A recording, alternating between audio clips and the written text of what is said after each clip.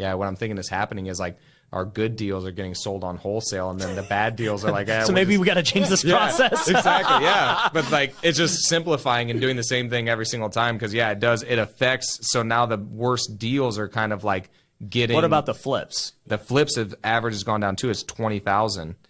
Which is interesting, but we took some losses in Q1, so that was our average was 9, and then Q2 our average was 40, and then Q3 it's right around 23. So last year our average was right around 30.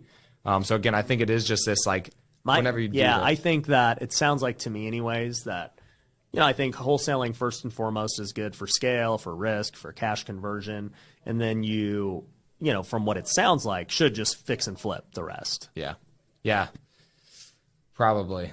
It's just like the time. So what I look at is like I'm trying to maximize the time frame too. So I'm like, okay, if we got it as under contract as a wholesale, if we can just hurry up, flip it, now we just generated revenue without spending any more time. Same thing with wholesale. It's going to take a guy probably 3 weeks in order to get the guy over there, get the bid, do all that stuff. So we might as well see if somebody else will buy it in the meantime because we're not wasting any time that would slow us down. And so what you're factoring in is like what we do in multifamily a lot, which is your IRR, so your internal rate of return. And so basically what you're describing is, well, I got to put money in to buy this deal, okay?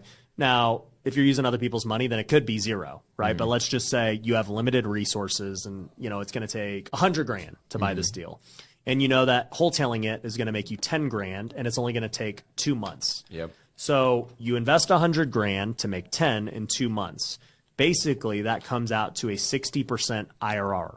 IRR. That's what the return is, because you would just simply say, well, I made 10 grand and I could do this 6 more times throughout the year. Every 2 months I do this, it takes 6 times. So that's 60%. Okay. If you flipped it, you would have to look and say, well, how long does it take to flip? Let's say it takes 4 months to flip it. Okay. But you're going to make 30. So now the math goes, okay, it cost me 100. Okay. But I make 30, but I can only do it 3 times. So now I make 90K on my 100K. So it's a 90% IRR. Yeah. So do you, I guess, when you're looking at your deals and stuff, do you just put that calculation in and decide what the highest IRR is and then it's already calculated so somebody else could do it instead of you making the decision? Or like, well, I don't make any decisions anymore, me personally. Who is in Monty. Okay. Monty decides on all. Yeah. But I would say for us, we're like 95% wholesaler innovation. Okay. I have very few flips anymore. That's funny because you're the one that convinced us to flip too. I know. I know. You're like, you got to maximize the profits and stuff. I'm like, okay, we'll do it. And then now I'm like, oh. Well, let's talk about that. I built a whole business around it. No, flipping's great, but you're killing it. Yeah. Yeah, no, but let me explain why it's different for me today. So when you first joined the program, it was 2020. Yep. Okay.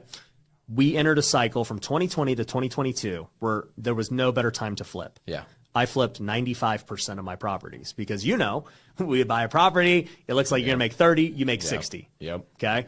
So I was like, why am I going to wholesale? Like, I know I'm going to get all the upside, all the appreciation. I have the capital. I have the contractors. Overbid. Yeah. Like, now's the time to flip. Yep. And so I flipped everything from 2020 to 2022.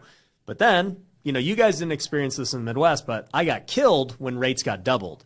And so I all of a sudden had all these properties I was going to lose money on. And so I had to offset those losses with wholesales just to stay afloat. Yep. Right. So I start predominantly wholesaling to cover losses and everything else. What we ended up seeing, though, was 2 things. One was we got a lot better at wholesaling. We got way better at finding buyers who were going to pay crazy amounts of money. Yep. Like literally, I'm not kidding you. We wholesale deals today for 30, 40 grand where the flip would make 30 grand. Yep. Like, yep. We're just getting that good at finding end buyers. Yep. So there's no reason to ever flip when you can do that. 100%. But the second thing that happened was I learned a lesson from it. And I said, man, there's no point to hold 50, 60 properties at a time anymore. Because that's what I did for years. Yeah. The risk is too high at this point in my life. I have other sources of income. I don't have to maximize every deal because I'm going to make money in other places too. So it also became a risk thing of like, well, if I can wholesale, there's literally no risk. Yeah. My risk is marketing cost. Yeah. Right.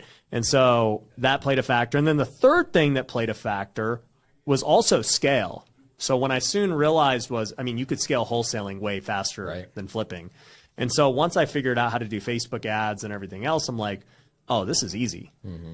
how do I want to scale this? And so then that took me to another conclusion of, well, I could spend more on my own team. I could, do this in other markets, but I could also just bring in all these other operators and use my marketing for them, which is obviously the path I chose. And now, Lead Kitchen is almost at 6 figures a month recurring, and it's almost all net. Wow.